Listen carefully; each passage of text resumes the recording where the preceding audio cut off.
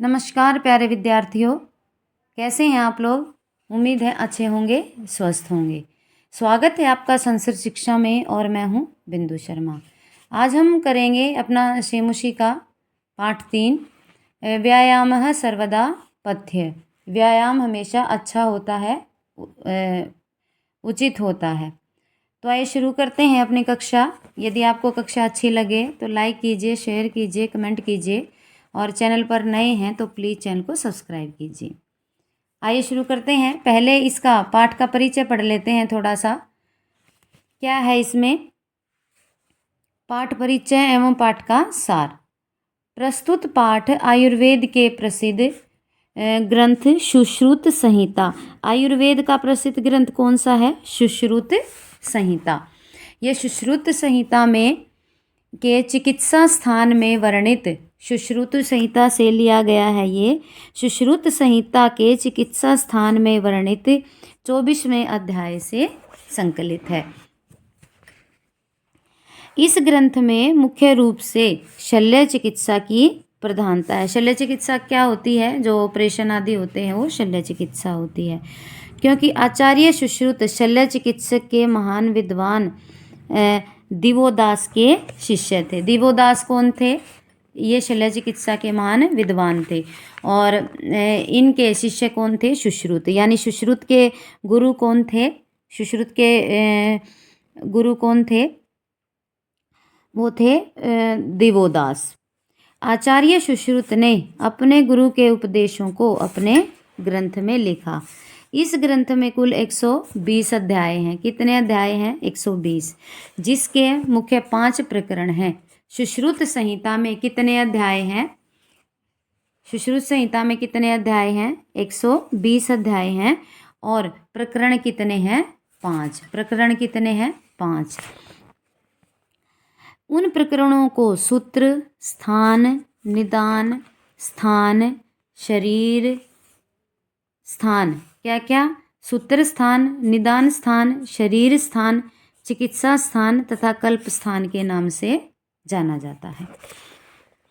प्रस्तुत पाठ में आचार्य सुश्रुत ने व्यायाम की परिभाषा बताते हुए उससे होने वाले लाभों की चर्चा की है। शरीर में थकावट उत्पन्न करने वाला कर्म व्यायाम कहलाता है। इसलिए व्यायाम के बाद शरीर को धीरे धीरे मलना चाहिए। व्यायाम दूर करने से शरीर की सम्यक पुष्टि, कांति एवं शरीर के अंगों का संगठन तथा पाचन शक्ति की वृद्धि आदि की वृद्धि होती है। मोटापे को दूर करने के लिए व्यायाम के समान कोई दूसरी वस्तु नहीं है। क्या? मोटापे को दूर करने के लिए व्यायाम के समान कोई दूसरी वस्तु नहीं है। व्यायाम मनुष्य को के ऊपर वृद्धावस्था सहसा अचानक आक्रमण नहीं करती। अर्थात व्यायाम करने वाला मनुष्य बहुत दिनों तक युवावस्था की तरह रहता है। व्यायाम आयु, रूप और गुण से हीन व्यक्ति को भी सुंदर बना देती है। बलवान और स्निग्ध आहार करने वाले व्यक्ति के लिए व्यायाम सदा हितकर है।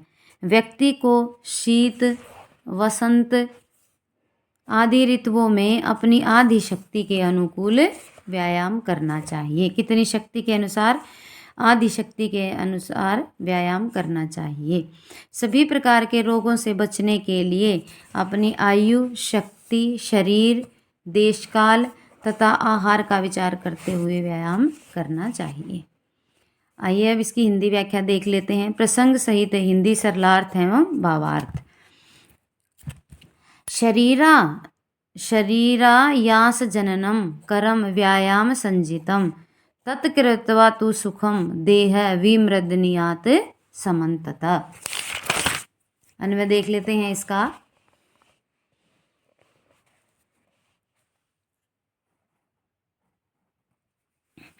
अन्वय क्या है? शरीर आयास जननन कर्म व्यायाम संजितम तत्कृत्वा समन्तत तु देहम सुखम विमृदनीयात। आयास होता है परिश्रम। आयास क्या होता है? परिश्रम। जननम होता है उत्पन्न करने वाला, और संजितम होता है कहा गया है। संजितम क्या होता है? कहा गया है। और विमृदनीयात होता है मालिश करनी चाहिए। विमृदियात मालिश करनी चाहिए। तो इसका सरलार्थ हम कैसे करेंगे कि शरीर से परिश्रम उत्पन्न करने को क्या कहा जाता है? शरीर आयास है। शरीर से जो परिश्रम किया जाता है वो जननम। जननम क्या होता है? उत्पन्न करने वाला या पैदा करने वाला। व्यायाम संजितम, व्यायाम कहा गया है। जो शरीर से परिश्रम किया जाता है वो व्यायाम संजितम, उसको व्यायाम कहा गया है। तत्कृत्वा, इसको करने वाला, तत्कृत्वा ऐसा करके, तू देहम सुखम विमृदनीयात, और ऐसा करके मालिश आदि करनी चाहिए। क्या करनी चाहिए? मालिश आदि करनी चाहिए। व्यायाम के बाद मालिश आदि करनी चाहिए। आगे देखते हैं, सरलार्थ देख लेते हैं।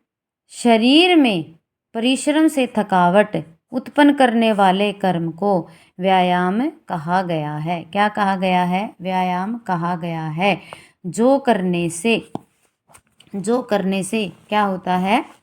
व्यायाम करने से क्या होता है? व्यायाम करने से संपूर्ण, व्यायाम करने के बाद उसको करने से उत्पन्न संपूर्ण शरीर की धीरे धीरे मालिश करनी चाहिए। आगे देखते हैं। शरीर अपचय कांतिर्गात्राणाम सुविभक्तता दीप्ता अग्नि त्वम अन आलस्यम स्थिरत्वम लाघवम मृजा श्रम कल्प अपि पिपासो उष्ण शीतादीनां सहिष्णुता आरोग्यम च अपि परम व्यायाम उपजायते। अन्वय देख लेते हैं। व्यायामात शरीरोपचय कांति गात्राणां सुविभक्तता दीप्ता अग्नित्वम अन आलस्यम स्थिरत्वा लघुता श्रम कल्प पिपाशा उष्ण शीतादीनां सहिष्णुता परम आरोग्य च अपि उपजायते। क्या है? शरीरो अपचय, जो शरीर का जो उपचय होता है, शरीर उपचय होता है वृद्धि, शरीर की वृद्धि होती है। कांतिर्गात्राणाम, शरीर में कांति आती है, आभा आती है, सुंदरता आती है। सुविभक्तता, सुविभक्ता होता है शरीर का सुगठन। शरीर सुगठित होता है, सुंदर होता है, शक्तिशाली होता है। दीप्ता अग्नित्वम, जो हमारे पेट की जो दीप्ता अग्नि होती है, जिसको जठराग्नि होती है, जिससे हमें भूख लगती है, तो वो प्रज्वलित होती है। अर्थात ज़्यादा परिश्रम, ज़्यादा व्यायाम करते हैं तो हम खाना अच्छी तरह से खाते हैं, हमें भूख लगती है। अन आलस्यम स्थिरमम, आलस्य नहीं रहता है, शरीर में स्फूर्ति आती है। लाघवम मृजा, और क्या होता है? शरीर में आलस नहीं आता है। क्या नहीं होता है? शरीर में आलस नहीं आता है। और मृजा क्या होती है? स्वच्छता। क्या होती है? स्वच्छता। तो सुंदर संगठन होता है। पाचकाग्नि में वृद्धि होती है, जठराग्नि में वृद्धि होती है, दीप्ताग्नि प्रज्वलित होती है, और शरीर में स्थिरता आती है। क्या आती है? स्थिरता। शर्म कल्प पिपाशो उष्ण, जो शारीरिक स्वच्छता के साथ साथ जब हम श्रम करते हैं तो क्या होता है? जो शारीरिक स्वच्छता होती है वो आती है। जो कल्म पिपाश उष्ण, जो उष्ण होता है, जो गर्मी और श्रम से जो थकान होती है, और शीतादीनाम सहिष्णुता, सहिष्णुता होती है शक्ति होना, कि हमें गर्मी और सर्दी सहने की हमें क्या होती है? सदा सहिष्णुता होती है, हमारे जो हमें ताकत आती है हमारे अंदर। सरलार देख लेते हैं। व्यायाम करने से शरीर की सम्यक पुष्टि होती है, कांति अंगों का सुंदर संगठन होता है, पाचकाग्नि में वृद्धि होती है, आलस नहीं होता है और स्थिरता आती है। स्थिरतम लाग व मृजा, स्थिरता आती है, लघुता आती है, स्थिरता और लघुता आती है। श्रम कल्म पिपासा उष्ण, शारीरिक स्वच्छता, श्रम थकान प्यास और गर्मी आदि को सहन करने की शक्ति तथा उत्तम आरोग्य की प्राप्ति होती है। आगे देखते हैं। न च अस्ति सदृशं तेन किंचिद स्थूल्या अपकर्षणं न च व्यायामेन मृत्योर्मंत्र अंतर्यो बलात्। अन्वय देखते हैं।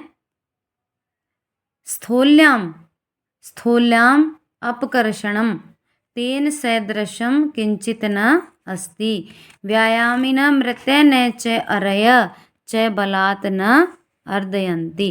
स्थूलम क्या होता है? मोटापा।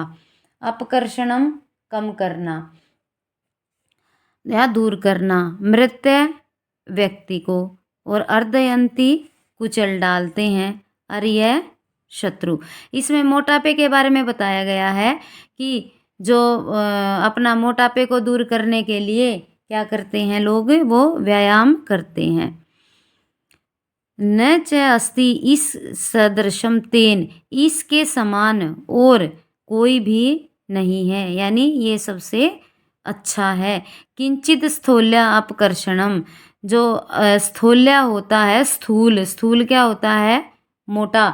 कि जो मोटे व्यक्ति होते हैं, क्या होते हैं?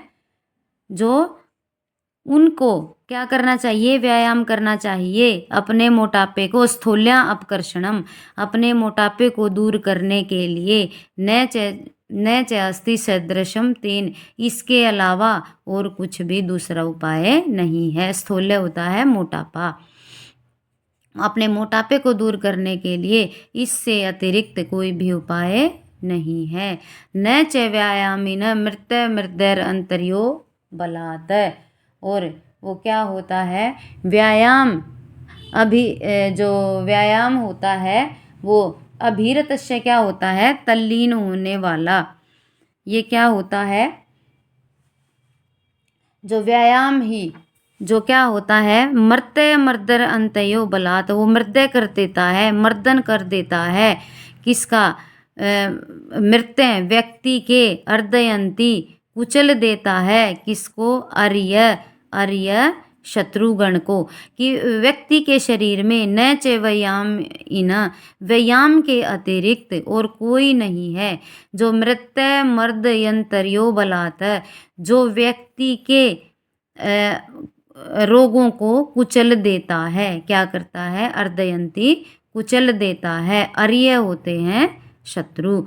जो बीमारियां होती हैं व्यक्ति की, जो उसके शत्रुगण होते हैं, मोटापा आदि बीमारियां होती हैं, और जो बीमारी रूपी शत्रु को कौन कुचल देता है? ये व्यायाम कुचल देता है। आगे देखते हैं।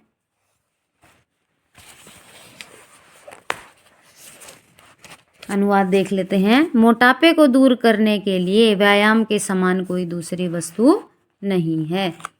व्यायाम करने वाले व्यक्ति के शत्रु भी भय के कारण कुचल अर्थात पीड़ित नहीं कर सकते, उसके शत्रु भी पीड़ित नहीं कर सकते।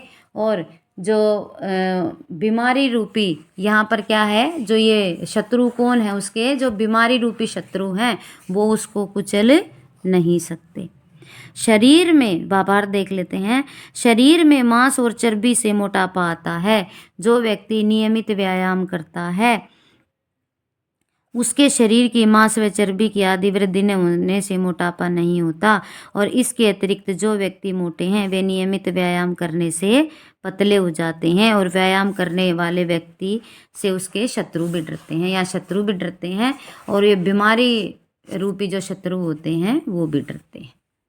आगे देखते हैं। न च अनम सहसा क्रम्य जग समधिरोह्यति स्त्री भवति मासम च व्यायाम अभिरतस्य च।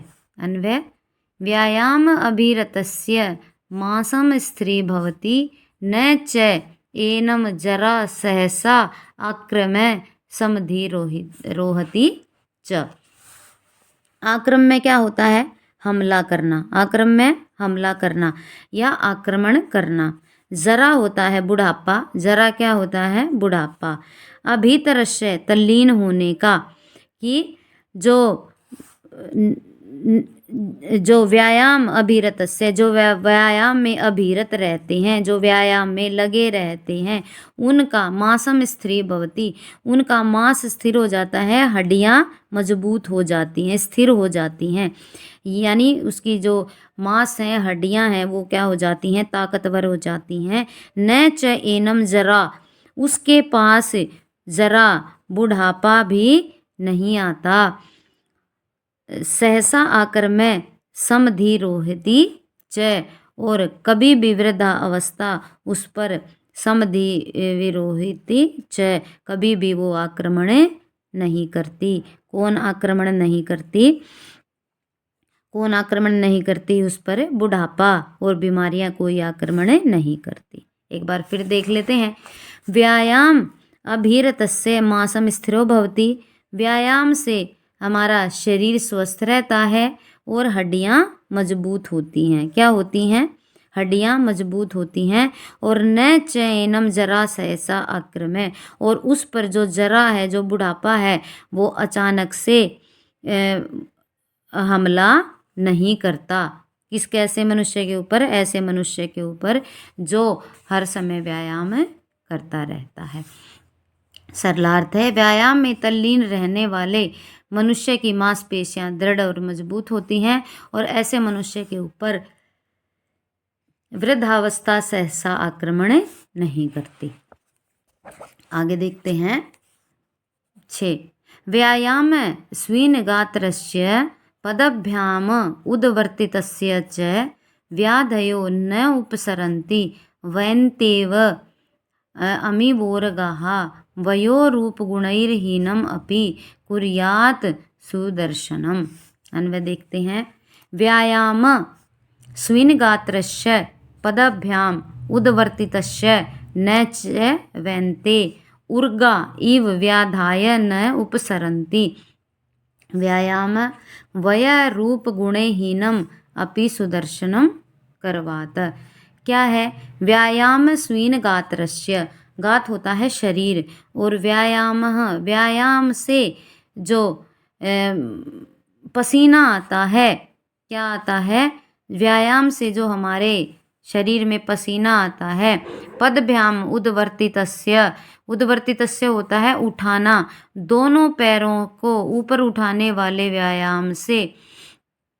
च वेन्ते उर्गा, उसके पास कैसे बीमारियां नहीं पहुंचती? जैसे न वेन्ते उर्गा, वेन्ते विनीता का पुत्र, विनीता का पुत्र कौन? वेन्ते, और वेन्ते किसका दूसरा नाम है? गरुड़ का। उर्गा इव व्याध्याय न उपसरन्ति, जैसे वेन्ते के पास, जैसे गरुड़ के पास सर्प नहीं पहुंचते। क्या नहीं पहुंचते? उरग। उरग क्या होते हैं? सर्प। इव व्याध्याय न उपसरन्ति, कि फिर देखते हैं एक बार। व्यायाम में स्विन गात्रस्य, व्यायाम से शरीर में पसीना आता है, और पदभ्याम उद्वर्तितस्य च वैन्ते उर्गा इव न व्याध्याय न उपसरन्ति, और व्यायाम करने वाले के पास बीमारियां उसी तरह से नहीं आती जैसे वेन्ते के पास सांप नहीं पहुंचते, जैसे गरुड़ के पास सांप नहीं पहुंचते। वय रूप गुणहीनम अपि सुदर्शनम करवात, व्यायाम और कैसे बना देता है? वय रूप गुणहीनम, जो रूप और गुण से हीन है, यानी जिसके पास ना रूप है ना कोई गुण है, अपि सुदर्शनम कुर्यात, उसको भी सुंदर और स्वस्थ बना देता है। क्या? व्यायाम। सरला देख लेते हैं एक बार। व्यायाम करने से पसीने से लथपथ शरीर वाले के दोनों पैरों से ऊपर उठाने वाले व्यायाम करने वाले के पास व्याधियां या बीमारियां उसी प्रकार नहीं पहुँचती हैं जिस प्रकार विनीता के पुत्र गरुड़ के पास सांप नहीं पहुँचते। व्यायाम आयु, रूप और गुण आदि से हीन मनुष्य को भी सुंदर बना देती है। आगे देखते हैं। व्यायाम कुर्वतो नित्यम विरुद्धम अपि भोजनम विदग्धम वा निर्दोषे परिपच्यते। क्या करते हैं अब? व्यायाम कुर्वतो, अन्वय देख लेते हैं। नित्य व्यायाम कुरुत, हमें नित्य क्या करना चाहिए? व्यायाम करना चाहिए। क्या करना चाहिए? नित्य व्यायाम करना है। व्यायाम कुर्वतो नित्य विरुद्धम अपि भोजनम विरुद्धम विदग्धम, जो व्यक्ति नित्य रूप से व्यायाम करता है और ऐसा नित्य करने से भली भांति नित्य विरुद्धम विदग्धम अविदग्धम वा भोजनम अपि निर्दोषम परिपच्यते। वो क्या करता है? जो व्यक्ति नित्य रूप से व्यायाम करता है और जो विरुद्ध होता है शरीर के, जो शरीर के विरुद्ध होता है, जैसे कच्चा भोजन आदि है, यदि वो भी खा लेता है तो वह भोजनम अपि निर्दोषे पच्यते, तो वो भोजनम भी उसको निर्दोष की तरह पच जाता है। यानी कभी कभी ऐसा होता है कि वो शरीर के विरुद्ध भोजन, जैसे कच्चा भोजन आदि खाया जाता है, जो जिसमें कोई दोष होता है, जो शरीर के अनुरूप नहीं होता है। कभी कभी यदि वो भोजन ऐसा भी खा लेता है तो वो उसके शरीर में निर्दोष परिपच्यते, वो निर्दोष की भांति पच जाता है। अर्थात व्यायाम करने वाले मनुष्य को भोजन पचाने में कोई भी कठिनाई नहीं होती है। आगे देखते हैं। क्या कह रहे हैं कि प्रतिदिन व्यायाम करने का भली भांति से पका हुआ, अर्थात भली भांति से न पका हुआ भोजन भी उसको दोष रहित होकर पूरी तरीके से पच जाता है। आगे देखते हैं।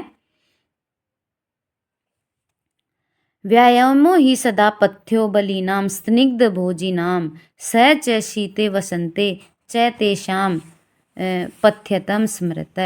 अन्वय, बलीनाम स्निग्ध भोजिनाम व्यायाम ही सदा पथ्य, जो बलवान होते हैं वो क्या करते हैं? बलवान तथा स्निग्ध आहार करने वाले व्यक्ति के लिए जो व्यायाम है वो सदा ही लाभकारी होता है। कैसा होता है?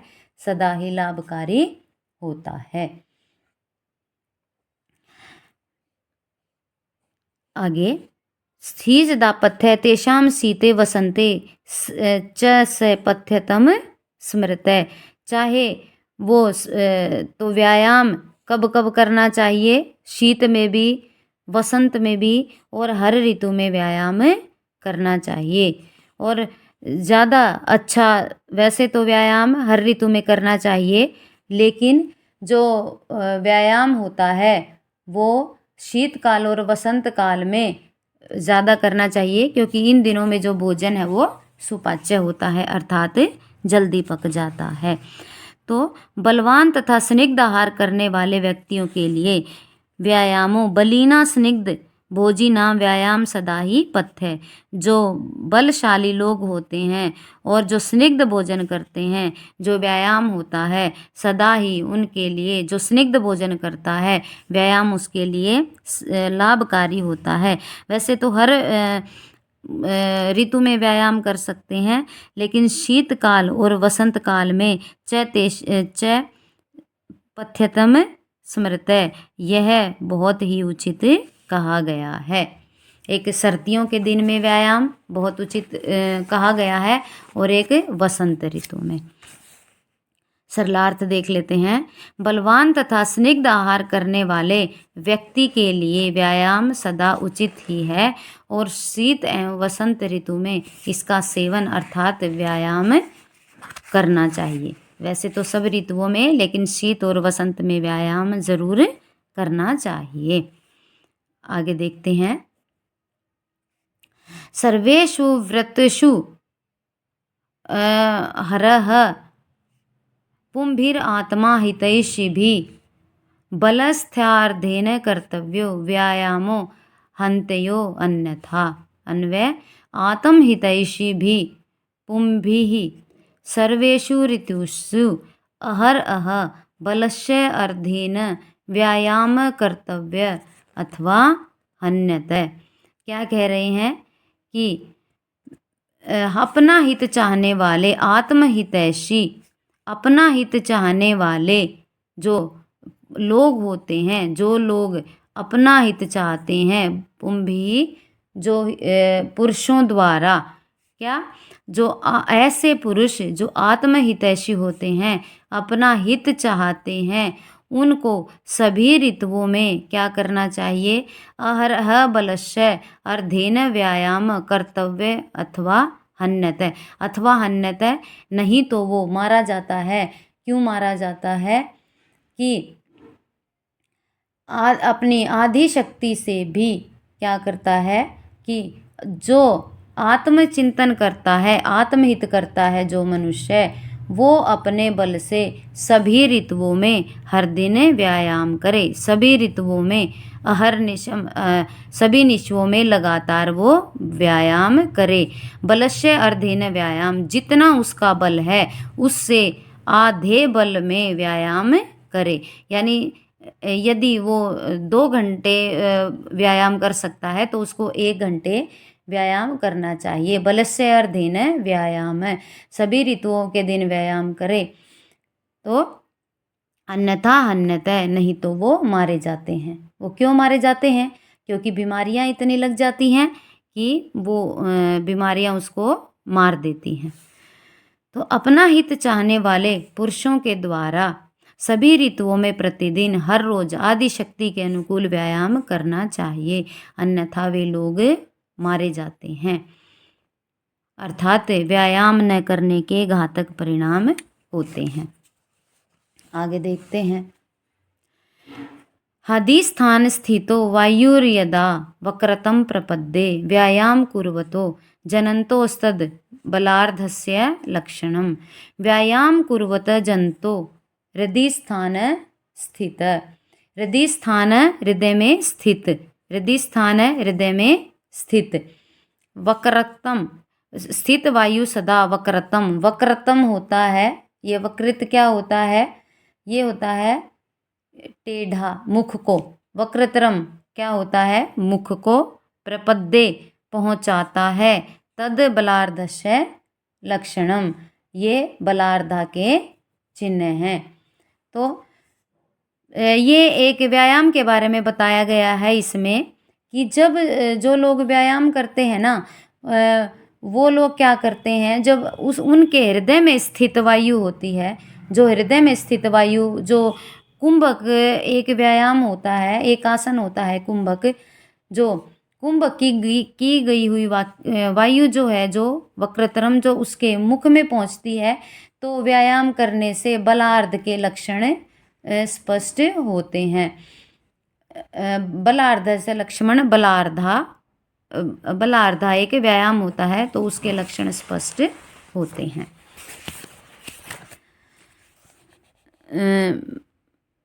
देख लेते हैं सरलार्थ। व्यायाम करने से प्राणी के हृदय में स्थित वायु जब मुख में पहुंचती है तो उसे बलार्ध समझना चाहिए।